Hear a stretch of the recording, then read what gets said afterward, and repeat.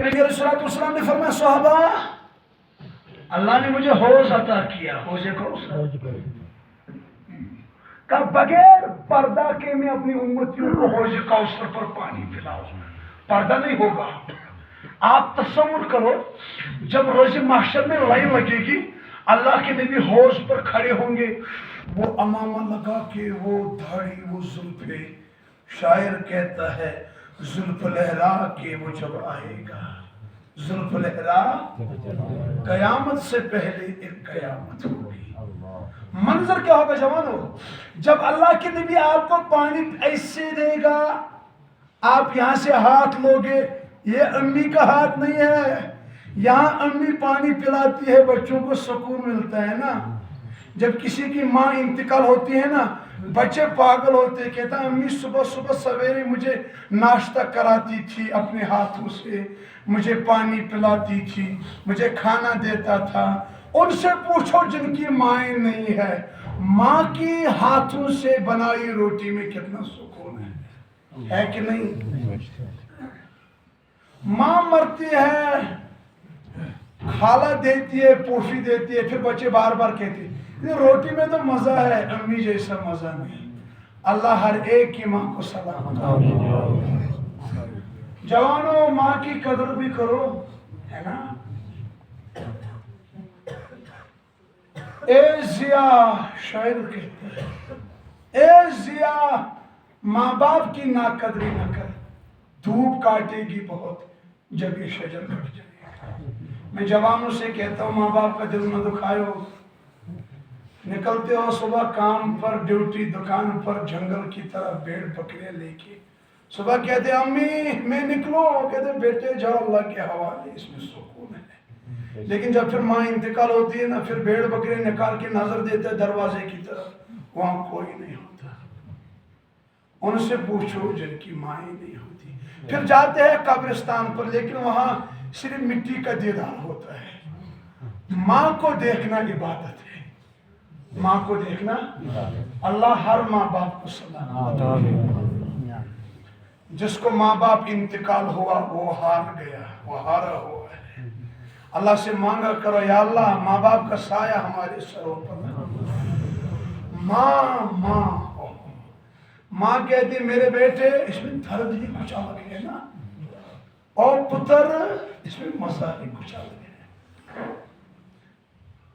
ماں دیتی ہے کھانا تو مزہ آتا ہے نا۔ ارے لاکھوں ماؤں سے زیادہ محبت کرنے والا رسول اللہ، جب وہ اپنے ہاتھوں سے پانی پلائے گا، یہاں سے امتی ہاتھ لے گا، اللہ کے نبی اس جوان کی طرف دیکھے گا، جوان نبی کی طرف دیکھے گا، وہ منظر کیا ہوگا؟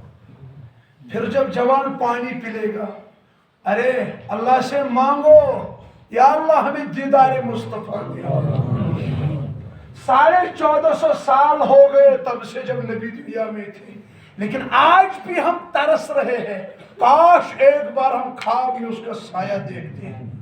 ہم کہتے ہیں یا اللہ ہم ہر چیز مانگتے ہیں، ہمیں کبھی ایسی نیند بھی صلاح خواب میں ہم دیکھیں کہ اللہ کے نبی ہمیں خواب میں آ جائے، پھر ہم کہتے ہیں یا اللہ ہمیں ایسی آنکھیں تو نہیں ہم اس چہرے کو دیکھ سکیں، کیونکہ ہم تو بدکاریاں کرتے ہیں آنکھوں سے، مگر کم از کم یا اللہ ہمارے سامنے سے نبی کو لے جاؤ، ہمیں صرف سایہ دکھاؤ، بس ان سائے کے پیچھے کرتے کرتے پڑھتے اشہد ان لا الہ الا اللہ واشہد ان محمد۔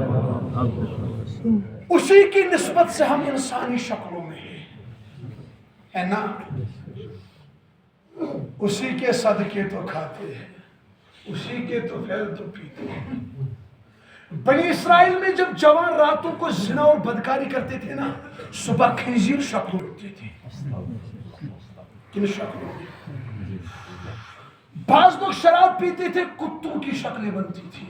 اللہ کے نبی نے دعا کی یا اللہ میری امت کے جوان اور جوان بیٹے راتوں کو گناہ کریں گے، یا اللہ ان کی شکلیں تبدیل نہ کرنا، ان کو محفوظ رکھنا۔ اللہ نے دعا قبول کی، ہم انسانوں شکلوں میں ہے۔ شاعر اس لیے کہتا ہے خدا آباد رکھے، شاعر ہے نا، وہ مخاطب کر کے اللہ کے نبی سے پوچھ رہے ہیں، کیا بتا رہے ہیں؟